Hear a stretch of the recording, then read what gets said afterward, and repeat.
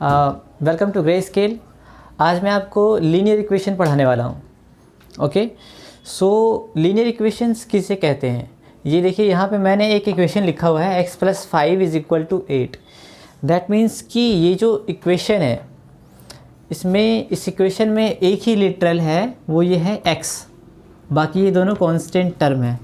ठीक है, तो जिस भी इक्वेशन में सिंगल लिटरल हो यानी x हो और इसकी जो पावर है, पावर इसमें पावर 1 है, यानी highest power value of literal is 1। So this equation is called linear equation. Okay, so यहाँ पे मैंने लिखा हुआ है x+5 = 8, यानी कि एक एक्सप्रेशन इस साइड है, एक एक्सप्रेशन इस साइड है और बीच में इक्वल्स टू का हमने एक्सप्रेशन दिया हुआ है। ठीक है, तो अब आप देखेंगे कि लेफ़्ट हैंड साइड वाले एक्सप्रेशन को हम बोलेंगे LHS, left hand side, and equal के राइट हैंड साइड में जो एक्सप्रेशन होंगे उसको बोलेंगे हम RHS, यानी this side is called LHS और this side is called RHS। Okay, अब ये LHS है और ये RHS है। ठीक है, अब हम लोग इसको सॉल्व करेंगे। सॉल्व कैसे करेंगे? x+5 = 8 यहाँ पे हमने दिया हुआ है, यानी कि x = अगर 5 हम इधर शिफ्ट कर दें तो 8 - 5 = 3, यानी कि जो x की वैल्यू आ गई वो क्या आ गई? 3। अब आप यहाँ पे 3 रख के भी देखोगे, 3 + 5 = 8, यानी कि ये इक्वेशन, ये x = 3 की जो वैल्यू है ये इक्वेशन को फुलफ़िल कर रहा है, यानी ये इसका आंसर है, ये इसका रूट्स है, इसको हम रूट्स भी बोलते हैं। ठीक है, इस इक्वेशन के सिंगल रूट है वो रूट क्या होंगे? 3 होंगे। ठीक है, अब हम आपको इसके बाद बताएंगे कि कितने जो लीनियर इक्वेशंस होते हैं वो कितने तरीक़ों से रिप्रेजेंट किया जाता है, कैसे कैसे एक्सप्रेशंस होते हैं, क्या क्या तरीके होते हैं उनको सॉल्व करने के लिए, क्या क्या हम अप्रोच किस किस अप्रोच से हम इक्वेशन को सॉल्व करते हैं और रूट्स की वैल्यू निकालते हैं, उसका सोल्यूशन निकालते हैं। इसको सोल्यूशन भी कहते हैं हम लोग। ठीक है, तो आप लीनियर इक्वेशन समझ गए। लीनियर इक्वेशन एक बिल्कुल ही सिंपल इक्वेशन होते हैं जिसकी पावर हाईएस्ट पावर वैल्यू 1 होती है और एक सिंगल, इसमें सिर्फ सिंगल लिटरल्स होते हैं, यानी सिर्फ x है। यहाँ पे कहीं दूसरा वेरिएबल नहीं है, y z कुछ भी नहीं है, ओनली x है। ठीक है, अब हम लोग देखेंगे कि लीनियर इक्वेशन को हम लोग सॉल्व किन किन तरीक़ों से कर सकते हैं। तो पहला प्रोसेस जो है वो हमारा ये है कि यूजिंग इन्वर्स ऑपरेशन हम लीनियर इक्वेशन सॉल्व कैसे करेंगे। इसके कुछ रूल्स हैं, जैसे कि इन्वर्स ऑपरेशंस में क्या होते हैं कि अगर हमने कुछ लेफ़्ट हैंड साइड में ऐड किया है तो सेम चीज़ मुझे राइट हैंड साइड में भी ऐड करना पड़ेगा, यानी ऐड LHS, अगर हमने LHS में कुछ ऐड किया है देन ऐड RHS। सेम अगर हमने उधर 4 ऐड किया है तो हमें इधर भी 4 ऐड करना पड़ेगा। सब्सट्रैक्ट LHS, अगर हमने LHS में कुछ सब्ट्रैक्ट किया है, कुछ माइनस किया है, तो सेम अमाउंट मुझे RHS में भी माइनस करना पड़ेगा। और नेक्स्ट है मल्टीप्लाई, अगर हमने मल्टीप्लाई किया है लेफ़्ट हैंड साइड में कुछ तो हमें राइट हैंड साइड में ही सेम चीज़ मल्टीप्लाई करना पड़ेगा। और सेम फॉर डिवाइड, अगर हमने LHS में कुछ डिवाइड किया है तो सेम अमाउंट से हमें RHS में भी डिवाइड करना पड़ेगा। फॉर एग्जांपल आप यहाँ पे ये देखोगे, मैंने एक इक्वेशन लिखा है 3x + 4 = 13। अब ये एक इक्वेशन है जिसमें सिंगल लिटरल है, यानी सिर्फ x है। x के जगह कुछ भी हो सकता है, y भी रख सकते हैं, a b b b c z कुछ भी रख सकते हैं, कुछ भी। हमने एक सिंगल वेरिएबल रखा है, इसको लिटरल बोलते हैं, literal. So it's a single literal with power of 1, यानी इसकी हाईएस्ट पावर क्या है? 1 है, जो हाइड होती है। अगर 2 होता है तो हम 2 लिख के दिखाते हैं, 1 हाइड होता है। ठीक है, बिकॉज लीनियर इक्वेशन है, पावर हमेशा 1 ही होगा। ओके, सो 3x + 4 = 13, ये एक इक्वेशन है। अब इक्वेशन के लेफ़्ट हैंड साइड में हम लोग देखेंगे 3x + 4 है और राइट हैंड साइड में 13 है। अगर हमने इक्वेशन के लेफ़्ट हैंड साइड में कुछ माइनस किया है तो हमें राइट हैंड साइड में भी माइनस करना पड़ेगा सेम अमाउंट से। अब यही देखो आप कि ये इक्वेशन अभी बैलेंस्ड है। बैलेंस कैसे? इक्वल है, यानी कि LHS = RHS है। अगर हम इसमें कुछ प्लस माइनस करेंगे तो हमको इधर भी करना ही पड़ेगा, तभी ये इक्वल होगा, अदरवाइज़ ज़्यादा कम हो जाएगा। ठीक है, तो अब हमने यहाँ क्या किया? 3x + 4 और -4, यानी LHS में -4 किया है, यानी LHS में -4 सब्सट्रैक्ट किए इधर। तो हम लोग RHS में 13 माइनस 4 करेंगे, ठीक है। अब आप पूछोगे -4 ही क्यों किया है, ये भी एक क्वेश्चन है। -4 इसलिए किया है क्योंकि LHS में आप एक टिप है ये कि LHS को आप जो लिटरल होते हैं ना, लिटरल लेफ्ट हैंड साइड में आप लिटरल रखना, लिटरल, इधर कोई कांस्टेंट मत रखना। कांस्टेंट किसको बोलते हैं, जिसमें कोई लिटरल कोफिशिएंट ना हो। जैसे ये सिर्फ 4 है, सिर्फ 13 है, पर ये 3 है, 3 के साथ एक लिटरल है, यानी कि ये लिटरल वाला जो टर्म है इसको आप लेफ्ट हैंड साइड में अकेले रखने की कोशिश करो। अगर ये किसी के साथ है तो उसको कैंसिल करने की कोशिश करो, यानी ये 4 के साथ है तो हमने इस 4 को कैंसिल कर दिया। इस 4 को कैंसिल करने के लिए हमने क्या करना था, यहाँ पे +4 है, +4 को कैंसिल करने के लिए -4 चाहिए, हमने -4 डाल दिया लेफ्ट हैंड साइड में। अब बिकॉज हमने लेफ्ट हैंड साइड में डाला है तो हमें राइट हैंड साइड में भी डालना पड़ेगा -4, सो हमने ये -4 पुट कर दिया। अब यहाँ पे 3x बच गया, सिर्फ +4 -4 कैंसिल हो गए, ठीक है, ये आपस में कैंसिल हो गए। अब यहाँ पे 3x बचा और यहाँ पे 13 - 4 9। अब आप देखो कि लेफ्ट हैंड साइड में सिर्फ एक लिटरल वाली टर्म रह गया है जिसमें x का कोफिशिएंट है, लिटरल टर्म रह गया जो कि होना चाहिए, और राइट हैंड साइड में कांस्टेंट टर्म हो गया जो कि होना चाहिए, ठीक है। अब आप देखो दोनों साइड हम लोग 3 से डिवाइड करेंगे, क्यों, बिकॉज हमें इसकी वैल्यू निकालनी है x की, x के साथ अभी 3 अभी भी मौजूद है, ठीक है, तो हमें इसको भी एलिमिनेट करना है। इसके लिए क्या करना पड़ेगा, हमें 3 से डिवाइड कर देंगे तो ये 3 कैंसिल हो जाएगा, 3x/3 3 कैंसिल, 9/3 3, x की वैल्यू 3 आ गई। सो हमें दिमाग में ये रखना है कि लेफ्ट हैंड साइड में हमें जो जिसकी वैल्यू निकालनी है वो रखना है, राइट साइड में कांस्टेंट टर्म रखने हैं, और उसके लिए जो भी हमें ऑपरेशंस करने पड़ेंगे, किसी के साथ मल्टीप्लाई, डिवाइड, ऐड, सब्ट्रैक्ट करना पड़ेगा, वो करते करते हम फाइनली अपने रूट्स पे आ जाएंगे। ये रूट सॉल्यूशन जो भी कहेंगे इसको, ये वो चीज़ है। नेक्स्ट है ट्रांसपोजिशन मेथड। ट्रांसपोजिशन मेथड हम लोग क्यों यूज़ करते हैं, ये होता है क्या है एक्चुअली, पहले आप ये समझो कि ये यूज़ क्यों करते हैं। क्योंकि हमने जो पहले इन्वर्स मेथड यूज़ किया था उसमें क्या था कि हमने जो इक्वेशंस होते थे हमारे पास, जो दोनों साइड जो ये आप समझो ये इक्वेशन है, और इक्वल टू के इधर वाला जो है इसको एक्सप्रेशन बोलते हैं। ये भी एक अलग है, अगर इसको अलग से लिखेंगे ये एक एक्सप्रेशन है, ये एक एक्सप्रेशन है, इक्वल टू के साथ दोनों को इक्वेट कर दिया तो ये एक इक्वेशन हो गया, ठीक है। तो सबसे बेसिक चीज़ आप ये समझ लो पहले कि ये इक्वेशन क्यों बोलते हैं, ये दो एक्सप्रेशन को इक्वल करके इक्वेशन बोलते हैं, ठीक है।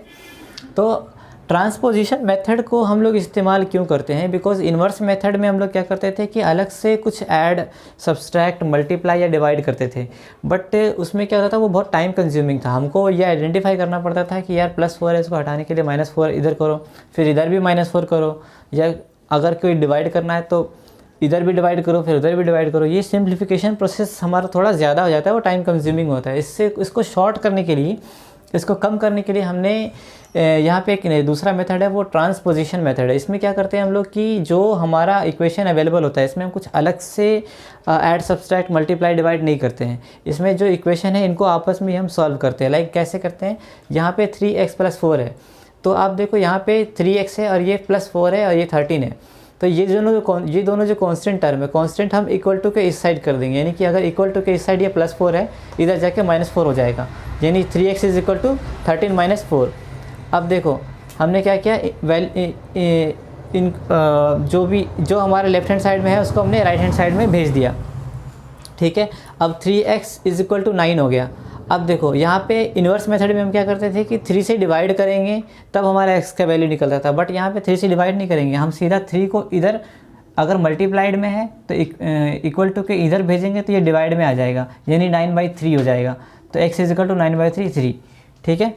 ये हो गया आपका आंसर, सॉल्यूशन बोलेंगे या रूट्स बोलेंगे, ठीक है। अब नेक्स्ट हमने थोड़ा सा ये भी सिंपल इक्वेशन है, बट देखने में लग रहा होगा कि थोड़ा लंबा इक्वेशन है। अब आप देखो 3 × x - 2 + 2 × x - 3 + 5 = 5 × x - 1 - 7 × x - 4। अब आप देखो सबसे पहले तो इनको पहले सॉल्व करो, आप ब्रैकेट्स के अंदर ब्रैकेट सॉल्व करो। ब्रैकेट सॉल्व कैसे करेंगे, मल्टीप्लाई करके 3 × x 3x, 3 × -2, 3 × 6 -6, बिकॉज यहाँ माइनस है यहाँ प्लस है तो यहाँ माइनस का साइन आएगा। इस तरह से हमने इसको भी सॉल्व किया, ये भी किया, उसके बाद सेम हमने RHS में भी ये सॉल्व कर दिया। अब आप देखोगे यहाँ पे जो लिटरल्स वाले टर्म्स हैं, 2 टर्म्स हैं, यहाँ 3x भी है और 2x भी है और एडिशन है, तो हमने इन दोनों का एडिशन करके यहाँ लिख दिया 5x। और यहाँ -6 है तो यहाँ -12, यानी LHS को हमने पहले सॉल्व किया, सिंप्लीफाई किया है। सेम हमने RHS में भी किया है, ठीक है। लीटर्स वाले टर्म्स को सिंप्लीफाई करके एक साथ लिख दिया, उसके बाद कांस्टेंट वाले टर्म को आपस में ऐड सब्ट्रैक्ट जो भी करके हमने यहाँ पे सॉल्व करके यहाँ लिख दिया। अब देखो ये इक्वेशन हमारा सॉल्व होके कितना सिंपल इक्वेशन हो गया, 5x - 12 = -2x + 23। अब आप देखो यहाँ पे लिटर वाले टर्म है LHS में भी और RHS में भी, तो जितने लिटर वाले टर्म हैं यानी जितने वेरिएबल वाले टर्म हैं इनको एक जगह करो। यानी हमें LHS में करना था, मैंने आपको बताया था कि लीटर्स वाले टर्म हमेशा हम LHS में रखेंगे, कांस्टेंट वाले RHS में रखेंगे। तो यानी -12 कांस्टेंट वाला इसको RHS में कर दो, और x वाले टर्म है उनको LHS में कर दो। यानी ये -2x तो उधर जाके +2x हो जाएगा, 5x + 2x = 23, और ये -12 है इधर आके +12 हो जाएगा। तो ये 5x + 2x 7x, और इनको ऐड करेंगे 35। अब आप देखो 7 इधर मल्टीप्लाइड में, इसको इधर भेजेंगे डिवाइड में हो जाएगा, यानी 35/7 = 5, ठीक है। तो ये हमारा रूट्स है, ये हमारा सॉल्यूशन है। इस तरह से हम ट्रांसपोजिशन मेथड से क्या कर सकते हैं कि हम बिना किसी चीज़ को अलग से ऐड सब्ट्रैक्ट किए हुए हम इक्वेशन को आपस में ही सॉल्व करके सॉल्यूशन निकाल सकते हैं। नेक्स्ट है वर्ड प्रॉब्लम्स। अब लीनियर इक्वेशंस में क्या होता है कि कई बार अब स्टेटमेंट्स में होते हैं क्वेश्चंस की,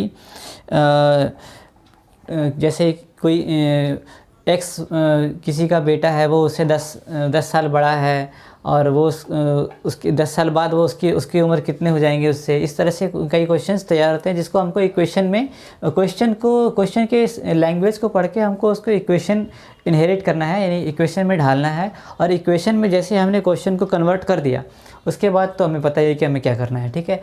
तो ये वर्ड प्रॉब्लम्स हैं।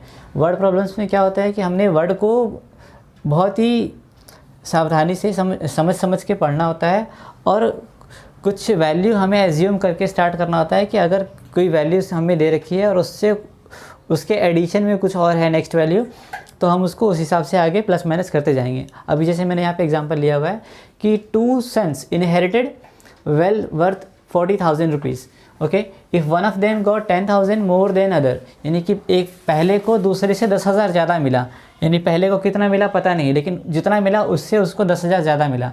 Find the amount of money each son gate.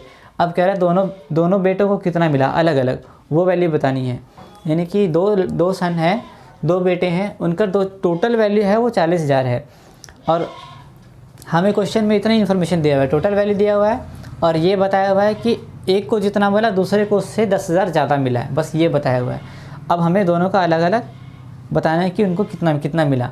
तो हम पहले ये समझ लेते हैं कि क्वेश्चन में कहा if one of them got 10,000 more than other, मतलब अदर को अगर x मिला है, ये हमने एज्यूम कर लिया। Let the amount of one sun got x, अगर उसको x मिला है तो अगले को यानी नेक्स्ट जो सन है उसको 10,000 ज़्यादा मिला, यानी x + 10,000, ये हमने निकाल लिया, ठीक है।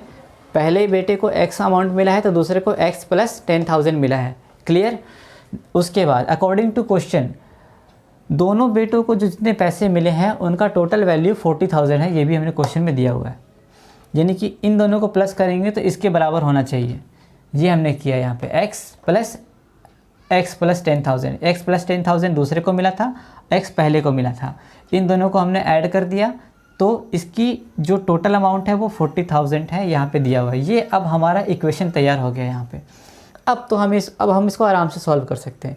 अब देखो x + x 2x + 10,000 = 40,000।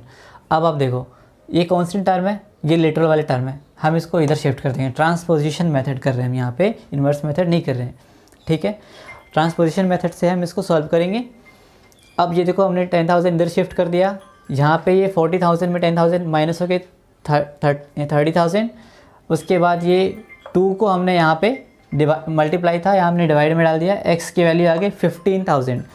अब 15,000 में आप देखो कि x की वैल्यू 15,000, यानी कि पहले सन को कितना मिला 15,000, दूसरे को उससे 10,000 ज़्यादा मिला था, यानी कि दूसरे को अगर हम उसका निकालना चाहेंगे तो 15,000 + 10,000 करना पड़ेगा, यानी 25,000, ठीक है।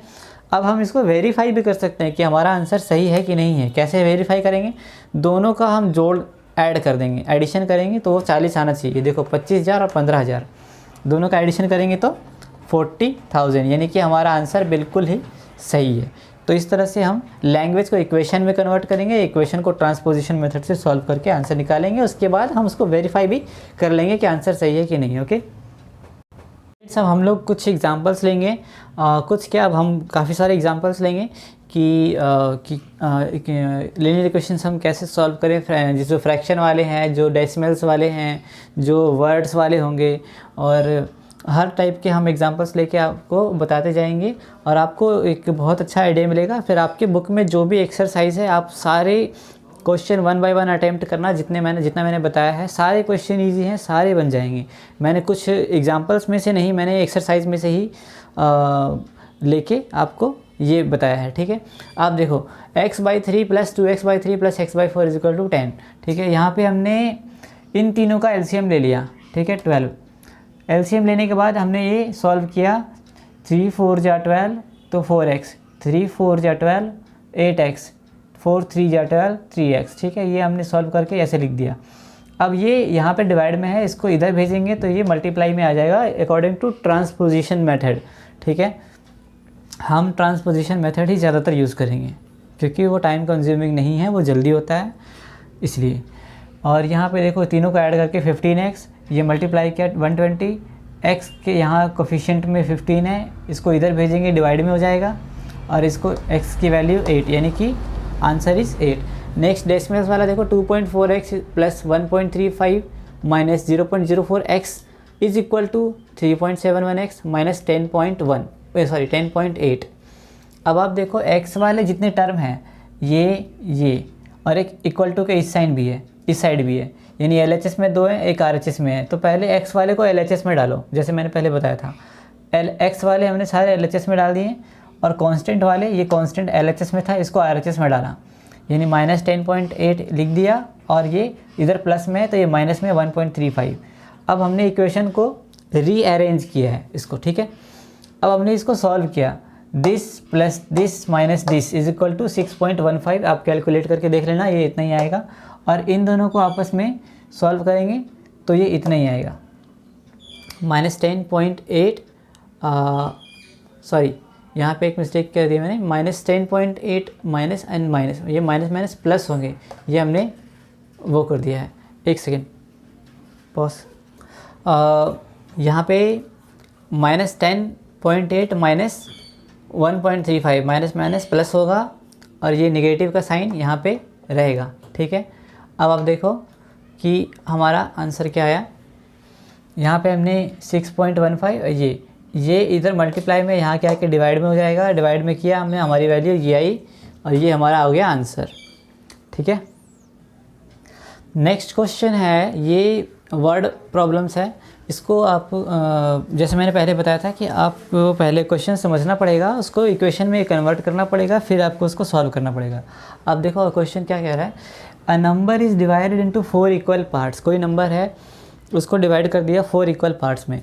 One of these parts increased by 11। अब उस 4 जो 4 हिस्से किए हैं उसमें से किसी एक पार्ट को उठाया और उसको 11 से बढ़ा दिया, इंक्रीज्ड बाई 11, यानी +11 प्लस कर दिया उसमें। ठीक है, एक एक करके समझते जाओ। One of these parts increase by 11 is equal to 3 times another part.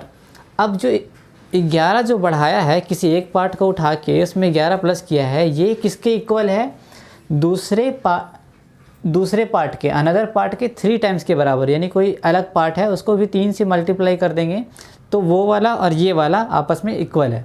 इतना आप दिमाग में इमेजिन कर लो। ठीक है, अब ये पूछ रहा है how much is the whole number. ठीक है, होल नंबर क्या है, तो क्योंकि 4 इक्वल पार्ट में डिवाइड किया है, तो क्यों ना हम सबसे पहले जो हमारा नंबर हम अज्यूम करते हैं x करते हैं, x के जगह हम 4x कर लें। 4x करने से क्या होगा, जब हम इक्वल पार्ट में डिवाइड करेंगे तो वो x होगा। ठीक है, जो कि सिंपल फॉर्म होगा। ओके, तो यहाँ हमारा अप्रोच ये होगा कि let the whole number be 4x। उसके बाद 4 इक्वल पार्ट्स क्या होंगे इसके, x 4 भाग में डिवाइड कर दिया, x हो गए। अब आप देखो, किसी एक पार्ट को उठा के 11 से इंक्रीज करने के लिए बोला था।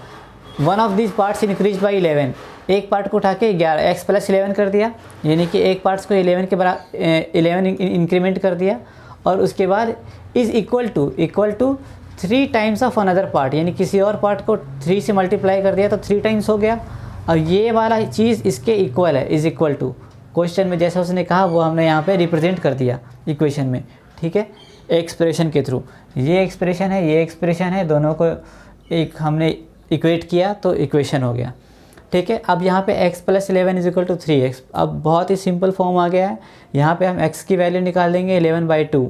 अब हमने होल नंबर क्या एज्यूम किया था, 4x, 4x में हम x की वैल्यू डाल देंगे, 4 × 11/2, 22 will be the whole number, okay. अब और नेक्स्ट क्वेश्चन है हमारा ये ज्योमेट्री से रिलेटेड, ठीक है। अब है तो ये ज्योमेट्रिकल रिप्रेजेंटेशन है, बट हमको इसको भी समझ के इसको भी लीनियर इक्वेशन फॉर्म में लिखना है, फिर इसको सॉल्व कर देना है। तो मेन पार्ट क्या है इस क्वेश्चन का कि क्वेश्चन को समझना, उसकी जो भी ज्योमेट्रिकल रिप्रेजेंटेशन है, जैसे यहाँ पे पैरेलल लाइंस हैं, कहीं पे ट्रायंगल होंगे, कहीं पे क्वाड्रिलेटरल होंगे, स्क्वायर्स होंगे, तो जो ज्योमेट्रिकल शेप्स आप जानते हो उनके फार्मूलाज आपको पता होने चाहिए, उनके प्रॉपर्टीज़ पता होनी चाहिए, तब आप इस चीज़ को समझ पाओगे, ये आप ध्यान रखना, ठीक है। तो यहाँ पे हमारा पैरेलल लाइंस है, तो मेन पार्ट हमारा क्या है, मेन पार्ट है कि हम इसके प्रॉपर्टीज़ को समझते हुए इसको हम एक इक्वेशन में ढाल दें, उसके बाद तो बहुत ईजी है, फिर तो आंसर समझो वही आंसर है, ठीक है। तो अब यहाँ पे क्वेश्चन क्या कह रहा है, दो पैरेलल लाइंस हैं, उसके बाद ये ट्रांसवर्सल है, ओके। उसके बाद हमें पता है कि जब दो पैरेलल लाइंस के बीच में एक ट्रांसवर्सल होता है तो उसके कौन कौन से एंगल इक्वल होते हैं, ये दोनों एंगल आपके इक्वल होते हैं, ठीक है। अब यहाँ पे दे रखा है इन्होंने, ये जो एंगल है हमारा, ठीक है, ये 120 डिग्री दे रखा है, और यहाँ पे इसने एक लाइन ड्रॉ किया हुआ है जो कि इस एंगल को डिवाइड कर रहा है, ठीक है, यानी ये एंगल x है और ये एंगल x है। पैरेलल लाइंस की प्रॉपर्टीज़ हम जानते हैं, सबसे पहले इस प्रॉपर्टीज़ पे आएंगे कि ये जो हमारा एंगल होता है, this plus this angle plus this angle, ये हमने यहाँ पे कुछ भी, ये दिस प्लस दिस = 180 डिग्री होता है, ठीक है। तो यहाँ 120 डिग्री है, तो यहाँ क्या आएगा 60, यानी इन दोनों का एडिशन 180 डिग्री के बराबर होता है अकॉर्डिंग टू प्रॉपर्टीज़, ठीक है। यहाँ पे जो ये हमारा कॉरस्पॉन्डिंग एंगल होता है, ये दोनों एंगल आपस में बराबर होते हैं, ये एंगल आपस में बराबर होते हैं, ठीक है। फिर ये बराबर होते हैं, ये बराबर होते हैं, बट हमें यहाँ पे ज़रूरत क्या है, यहाँ पे ज़रूरत है कि ये जो हमारा एंगल है, सेम साइड इंटीरियर एंगल, जो हमारा लाइंस के अंदर जो एंगल होता है वो इंटीरियर एंगल होता है, ठीक है। तो सेम साइड इंटीरियर एंगल, यानी कि आप देखो ये सेम साइड, ये जो ट्रांसवर्सल है इसके इसी साइड सेम साइड हो गया, इंटीरियर एंगल इस साइड भी है, ये भी एक इंटीरियर एंगल है, ये वाला और ये वाला, ठीक है। बट उस साइड से हमें अभी मतलब नहीं है, क्वेश्चन के इस साइड हमारा क्वेश्चन हिंट दे रखा है, तो हम इस साइड वाला करेंगे, यानी कि ये इनका भी एडिशन 180 डिग्री के बराबर होता है और इनका भी एडिशन 180 डिग्री के बराबर होता है। इसको बोलते हैं same side interior angle, 180 degree के बराबर होता है। यहाँ पे 120 डिग्री दिया हुआ है, तो यहाँ पे क्या होगा 180 डिग्री माइनस 120 डिग्री 60 डिग्री, ठीक है। तो ये हमने यहाँ पे 60 डिग्री निकाल लिया। अब आप देखो ये एक ट्रांसवर्सल लाइन है, ठीक है। किसी भी लाइन में जो एक पूरा सेमी सर्किल जो होता है ये होता है 180 डिग्री, ठीक है, ये 180 डिग्री होता है। अब यहाँ पे 60 डिग्री दे रखा है, बाकी के दो एंगल x और x है, यानी कि इसको हम ये लिख सकते हैं कि x plus 60 degree is equal to 180 degree, ठीक है, according to properties of semi circle, ठीक है। यहाँ पे तो ये हो जाएगा 2x plus 60 is equal to 180 degree, 2x is equal to 120 degree, ये 60 इधर आके माइनस हो जाएगा, x इज इक्वल टू 120/2 यानी कि 60 डिग्री, यानी कि ये 60 डिग्री है और ये भी 60 डिग्री है, यानी कि इसने बिल्कुल ही बराबर हिस्सों में डिवाइड किया है इस एंगल को, इस वाले लाइन ने, ठीक है। यानी ये भी 60 डिग्री, ये भी 60 डिग्री और ये भी 60 डिग्री, तो हमारे x की वैल्यू क्या आ गई 60, ये हमारा हो गया आंसर। नेक्स्ट हमारा जो क्वेश्चन है वो ये भी वर्ड प्रॉब्लम ही है। वर्ड प्रॉब्लम में हमने जैसे आपको बताया है कि कैसे हम क्वेश्चन पढ़ेंगे और उसको इक्वेशन में कन्वर्ट करके सॉल्व करेंगे, ठीक है। अब आप देखो, देयर आर 2 नंबर्स, ठीक है, 1 is 5 more than the other, also 5 times the smaller number is equal to 4 times the larger number, what are the numbers. अब यहाँ पे हम 1 बाय 1 करके लाइन पढ़ेंगे और उसको हम इक्वेशन में कैसे कन्वर्ट करेंगे। देखो, देयर आर 2 नंबर्स, उसके बाद 1 is 5 more than the other, यानी कि जो पहला नंबर है वो दूसरे नंबर से 5 ज़्यादा है, यानी पहला नंबर क्या है पता नहीं है, तो पहला नंबर ही एज्यूम कर लो, let the number is x, पहला नंबर एज्यूम कर लिया। उसके बाद पहला नंबर से दूसरा नंबर है वो 5 ज़्यादा है, यानी कि दूसरा नंबर क्या हो गया, अदर इज x प्लस 5। अब आगे पढ़ो, also 5 times the smaller number is equal to 4 times the larger number, यानी कि स्मॉलर नंबर और लार्जर नंबर हमें पता करना है। स्मॉलर नंबर कौन सा, ये है, सेम वेरिएबल है जिसमें +5 ऐड है, ये लार्जर हो गया स्मॉलर हो गया, यानी कि 5 टाइम्स द स्मॉलर नंबर, इसको 5 टाइम्स मल्टीप्लाई कर दिया, is equal to 4 times the larger number, larger number को 4 टाइम्स कर दिया और दोनों इक्वल है, क्वेश्चन कह रहा है। बन गया ये इक्वेशन, सॉल्व कर दिया, आंसर, ठीक है। Next, 1/3 of which number must be subtracted from this to give this, यानी कि इसमें हमें कोई नंबर माइनस करना है, ठीक है।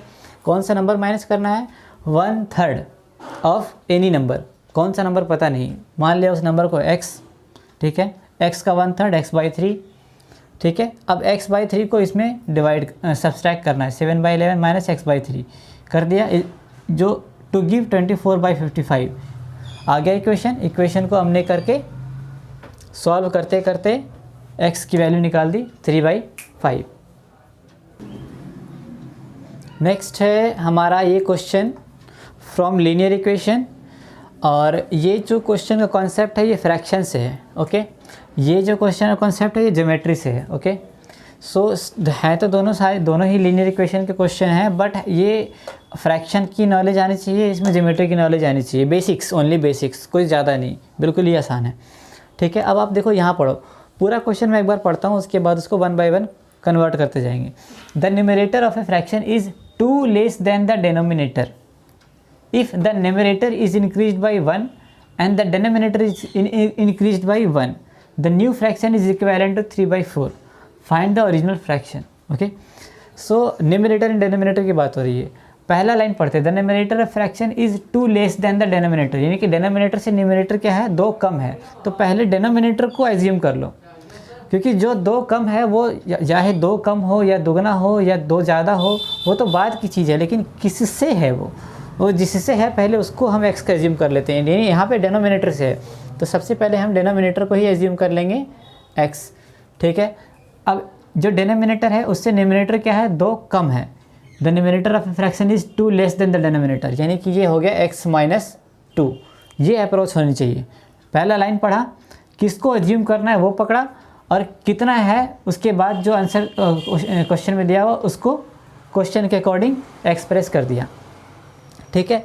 If the numerator is increased by 1, अब ये न्यूमरेटर बन गया हमारा, अब इसको हम इंक्रीज्ड बाई 1 क्वेश्चन कह रहा है, तो इसको हमने +1 कर दिया, and increased by 1 and the denominator is increased by 1, तो डिनोमिनेटर को भी हमने 1 से इंक्रीज कर दिया, ठीक है।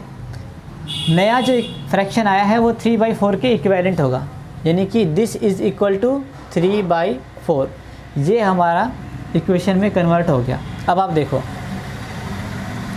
x - 2 + 1 -1 और x + 1 इज़ इक्वल टू 3/4, ठीक है।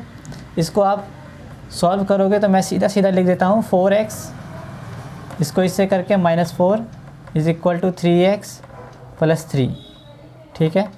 3x इधर आके ये x इज़ इक्वल टू 4 इधर आके 7, आंसर, ठीक है। नेक्स्ट आते हैं इधर, ये ज्योमेट्रिकल क्वेश्चन में, a rectangle has a perimeter of 96 centimetre, its length is twice its breath. अब यहाँ पे वही क्वेश्चन है, लेंथ इज ट्वाइस, लेंथ तो ट्वाइस है कह दिया क्वेश्चन है, लेकिन लेंथ किससे ट्वाइस है, ब्रेथ से ट्वाइस है, तो पहले ब्रेथ ही कंसीडर कर लो कि ब्रेथ हमारा क्या है, x है, तो लेंथ क्या होगा, 2x होगा, ठीक है।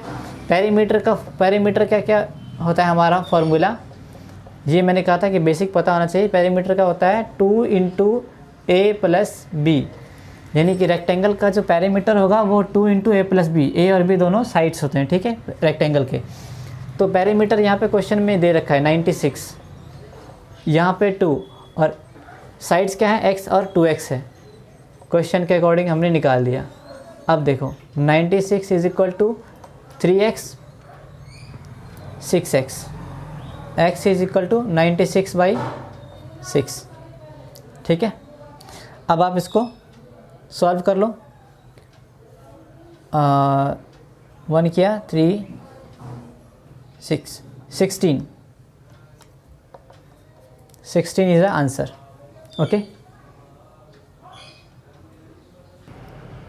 सो स्टूडेंट्स, ये था हमारा लीनियर इक्वेशन। लीनियर इक्वेशन मैंने आपको बता दिया, हमने आपको लीनियर इक्वेशन के बारे में बताया कि लीनियर इक्वेशन कैसे रिप्रेजेंट होते हैं, दोनों left hand side right hand side में क्या एक्सप्रेशन होते हैं, उनको इक्वेट कर दिया तो वो इक्वेशन बन जाते हैं। उसमें लिटरल्स के बारे में बताया आपको कि सिंगल लिटरल्स होते हैं, उसके बाद उसके पावर्स के बारे में बताया, जो पावर हाईएस्ट पावर 1 होता है लीनियर इक्वेशन का। उसके बाद हमने आपको उसके अप्रोच बताए कि कैसे हम उसको सॉल्व करते हैं, ठीक है। इन्वर्स के बारे में बताया, ट्रांसपोजिशन अप्रोच बताया, इन्वर्स अप्रोच बताया। उसके बाद हम इन्वर्स क्योंकि टाइम कंज्यूमिंग है इसलिए हम ट्रांसपोजिशन अप्रोच ही हर जगह अप्लाई करते हैं। उसके बाद जो हमारे प्रॉब्लम्स होते हैं, वर्ड प्रॉब्लम्स भी कई सारे होते हैं, तो मैंने आपको वर्ड प्रॉब्लम्स भी बताए और बेसिक्स प्रॉब्लम्स भी बताया। वर्ड प्रॉब्लम्स में भी फ्रैक्शंस में होते हैं, ज्योमेट्रिकल प्रॉब्लम्स होते हैं, सबके एग्जांपल्स दिए हैं और सबके सॉल्यूशंस दिए हैं विद कॉन्सेप्ट, बेसिक कॉन्सेप्ट। अब आप अपने इस बुक के सारे ही एक्सरसाइज को आप प्रैक्टिस करो, सारे ही क्वेश्चन बन जाएंगे। मैंने आपको टोटल बेसिक कॉन्सेप्ट दे दिए हैं। यहाँ पे हमारा लीनियर इक्वेशन ख़त्म होता है। और अगर आपको ये सब कुछ ठीक लगा हो तो हमारे चैनल को लाइक भी करिए, सब्सक्राइब भी करिए और ग्रे स्केल में वापस आते रहिए। हम आपके लिए ऐसे ही वीडियो बनाते रहेंगे। Okay, bye bye.